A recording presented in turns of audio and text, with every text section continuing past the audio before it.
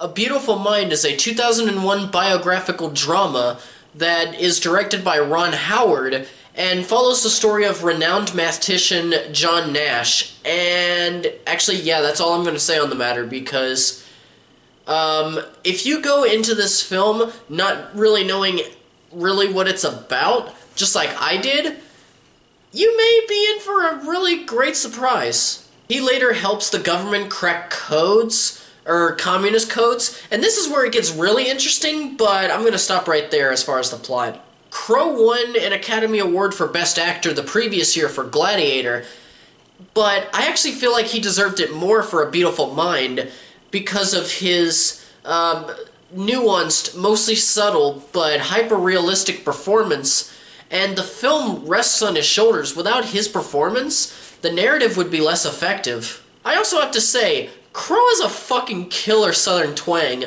in this film, because I rarely ever see a foreign actor that can duplicate a good southern accent, and hearing his made me really happy. And then we have Jennifer Connelly. I grew up seeing her in really terrible performances, and while my favorite performance of hers was when she was in Labyrinth as a younger girl, and I do believe that she is good in Labyrinth, even in the first half of the film, you can argue that she's not that good. In A Beautiful Mind, she plays Nash's wife, Alicia, and I was very surprised at what she brought to the table, what she gave to us, because she was marvelous. Her character is to me, the quintessential supporting character, in that you hardly notice that they're there until afterward when you reflect on how much less the film would be without them. And she actually went on to win an Academy Award for Best Supporting Actress for this role. The story for me was pretty strange, because, especially on my first time watching it. Since I already knew it was a true story, or based on a true story, a fair bit of the first act, excuse me, of the film is very out there, because thinking back, a lot of the stuff that Nash does didn't make sense for the time period that it was in. But then when we hit the second half, everything becomes clear, and that's where the true emotional connection to the film came in for me. One of my favorite aspects of the film was, was the relationship and chemistry between Nash and his wife. We don't just get those bits where, you know, they date, they get married, and then that's it. No, they go much further than that, and I'm personally not used to seeing that. Their romance was integral to the plot, especially because when everything affecting Nash begins affecting his family life, it's the determination and chemistry between Crowe and Connelly that just won my heart over.